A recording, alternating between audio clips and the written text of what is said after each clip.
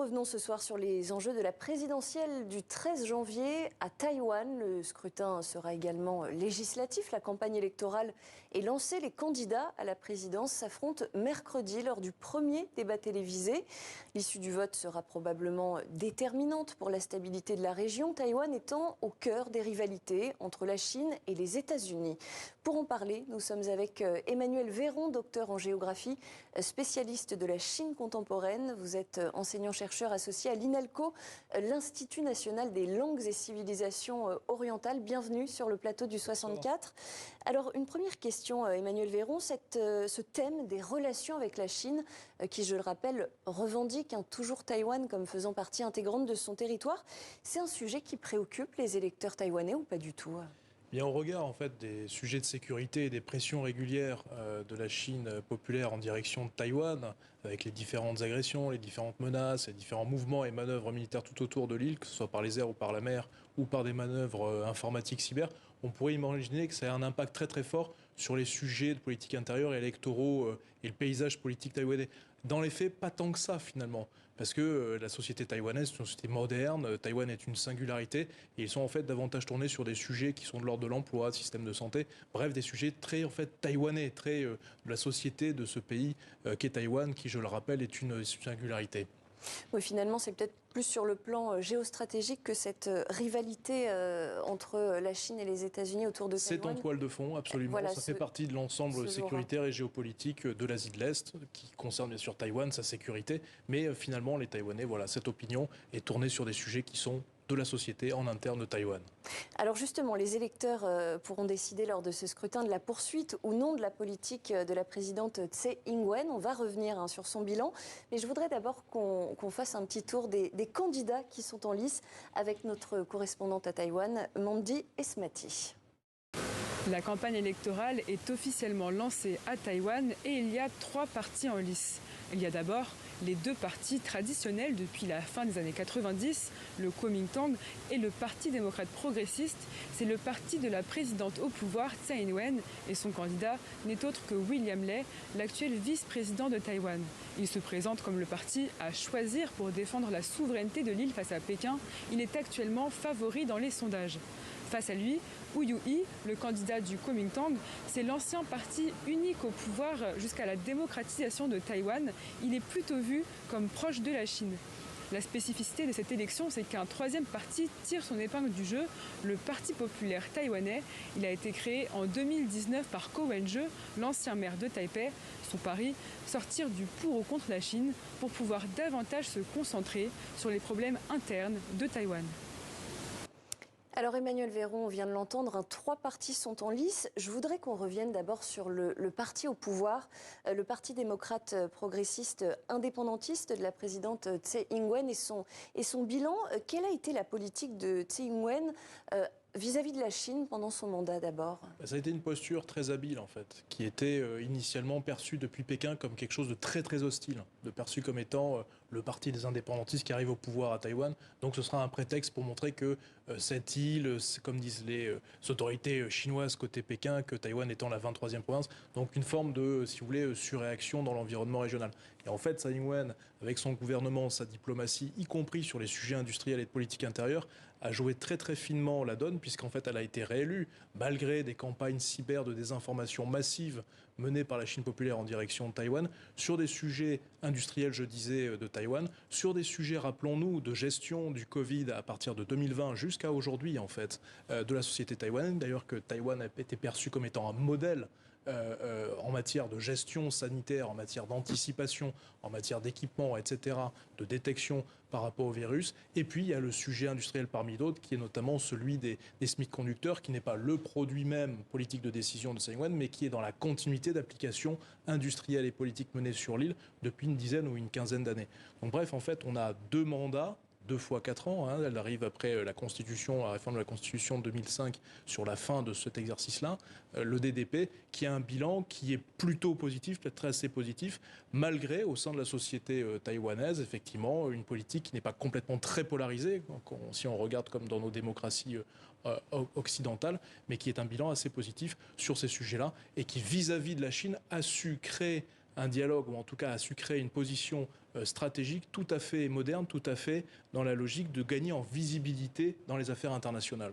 Vous dites un bilan plutôt positif, mais quand même, pendant son mandat, la Chine a rompu les communications officielles avec Taïwan. Est-ce que ça, c'est quelque chose qui peut être reproché au parti et donc notamment à son successeur qui est aussi candidat pour la présidentielle? C'est précisément en fait la posture de Pékin quand en 2016, Tsai Ing-wen est arrivé au pouvoir lors de son premier mandat.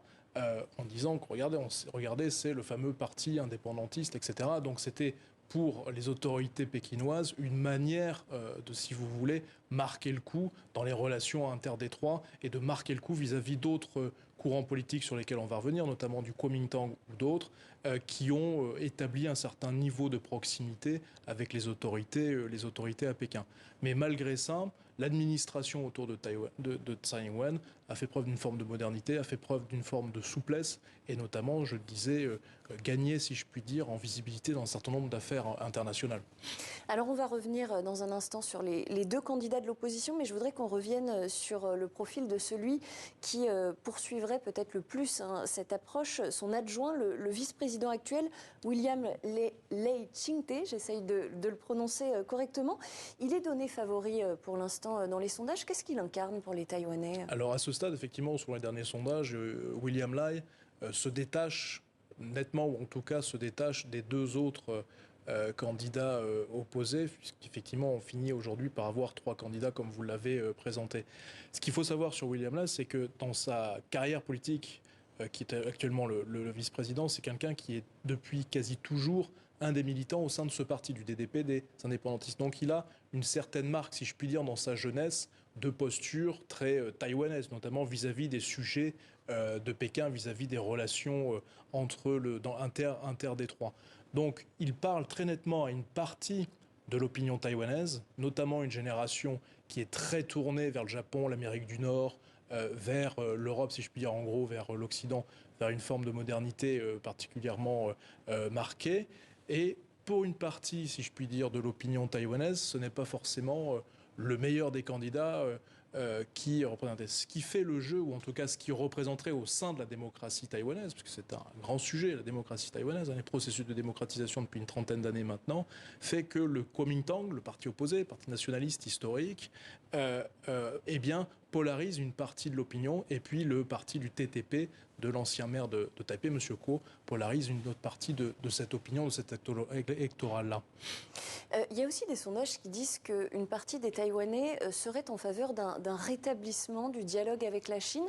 Est-ce qu'on est capable d'évaluer quelle frange de la population ces Taïwanais représentent et quels sont leurs profils? Est-ce que ce sont plutôt des jeunes ou plutôt les anciennes générations qui souhaitent justement rétablir ce dialogue avec Pékin? Il y a plusieurs sondages qui sont menés par beaucoup d'institutions, que ce soit think tank ou d'autres instituts de sondage, sur ces sujets-là, de l'opinion taïwanaise vis-à-vis de la posture à tenir, vis-à-vis de la posture à avoir vis-à-vis de Pékin, et notamment vis-à-vis d'un rapprochement ou pas vis-à-vis de Pékin.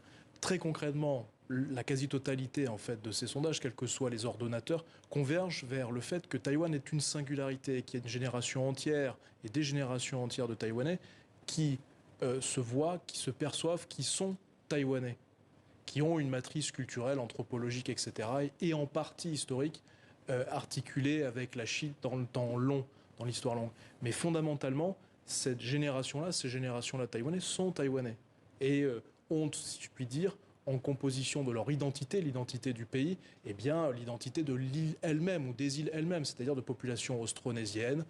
Souvenons-nous de l'épisode d'un demi-siècle de la colonisation japonaise 1895-1945, de après 49 et l'arrivée sur l'île des troupes nationalistes, donc des Chinois de 49, comme on dit à Taïwan, etc. Donc l'ensemble montre bien cette singularité, cette trajectoire très particulière de Taïwan qui aujourd'hui se fait très ressentir aussi bien dans l'opinion que dans le paysage, si je puis dire, politique, on le voit là, et paysage plutôt urbain, puisque Taïwan est massivement urbanisé aujourd'hui, que ce soit à Taipei, à Kaohsiung ou dans les autres villes importantes ou moyennes du pays. Et alors pour revenir sur les profils des deux candidats de l'opposition, eux, quel projet est-ce qu'ils défendent? Comment est-ce qu'ils entendent se distinguer du parti présidentiel? Et notamment sur cette question des relations avec la Chine, mais aussi avec les États-Unis. Et justement, voilà, sur ce sujet-là, les deux autres partis, le Kuomintang et le TTP, ont peut-être tenter quelque part de former une forme de coalition qui n'a jamais vu le jour. Et cette coalition, en fait, n'a pas vu le jour et s'est confirmée, cette non-coalition, il y a quelques semaines, à la fin du mois de novembre. Ce qui était un grand pari et un souhait de Pékin, précisément. Peut-être même avec, si on regarde les quelques semaines qui nous précèdent, la candidature d'un certain Terrigo, qui est un industriel taïwanais qui a beaucoup d'affaires en Chine précisément, qui probablement sous pression au Conseil avisé des autorités chinoises a retiré sa candidature en vue d'essayer de constituer cette coalition des deux autres camps, qui ne voit pas le jour, qui n'a pas le jour. Ce qui montre bien la réalité de la démocratie taïwanaise, ce qui montre bien la réalité, si je puis dire, de la société taïwanaise par rapport à cet exercice-là électoral, démocratique des présidentielles. En somme, on est sur une modernité, une trajectoire et une distanciation de fait, de facto, de la réalité politique et des ingérences diverses et variées de la Chine populaire en direction de Taïwan. Mais justement, l'échec de cette coalition, est-ce que ça veut dire la victoire assurée du parti présidentiel ou alors, à ce stade, voilà, on est dans une démocratie et c'est le jeu des élections, c'est le jeu démocratique et Taïwan le montre à dessein.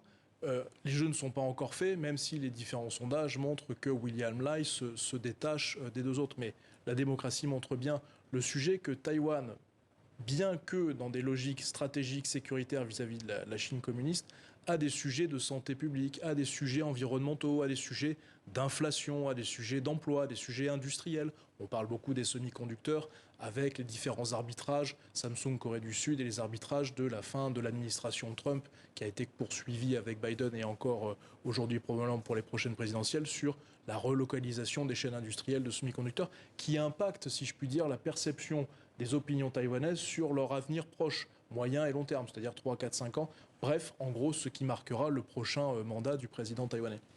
Alors au-delà justement peut-être des rivalités politiques internes ou des sujets de politique intérieure, c'est vrai que la Chine n'a pas arrêté de menacer Taïwan. On parle aussi d'ingérence ou de tentative d'ingérence chinoise dans cette présidentielle. Alors sont-elles avérées?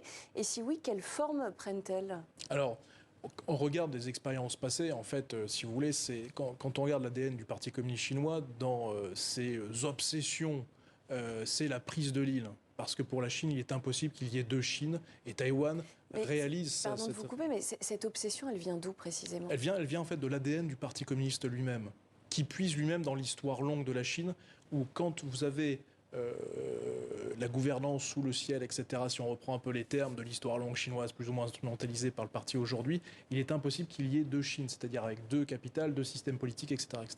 C'est impossible. Donc à terme, ce sujet-là doit être unifié, doit être assemblé, faire preuve d'unicité, d'unité.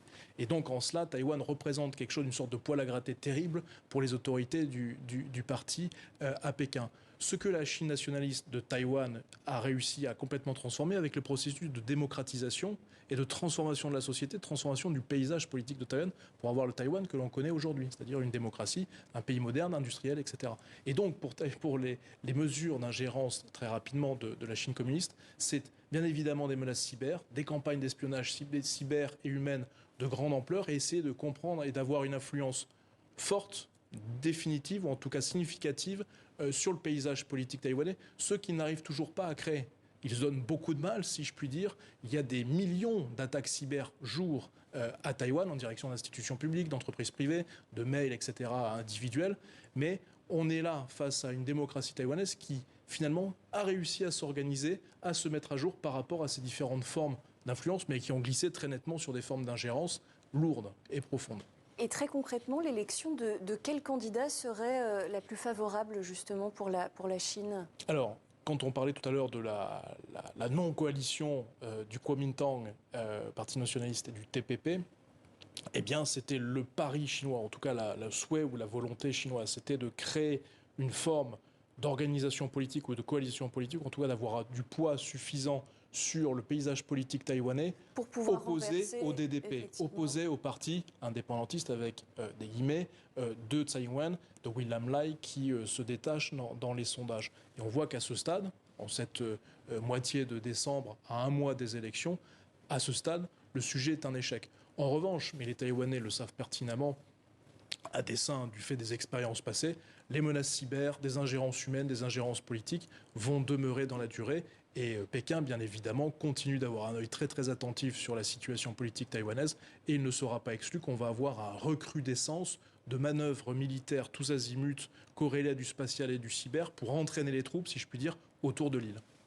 Merci beaucoup, Merci. Emmanuel Véron, d'avoir répondu à nos questions. Je rappelle que vous êtes docteur en géographie, spécialiste de la Chine contemporaine, enseignant-chercheur associé à l'INALCO. À bientôt sur le plateau du 64.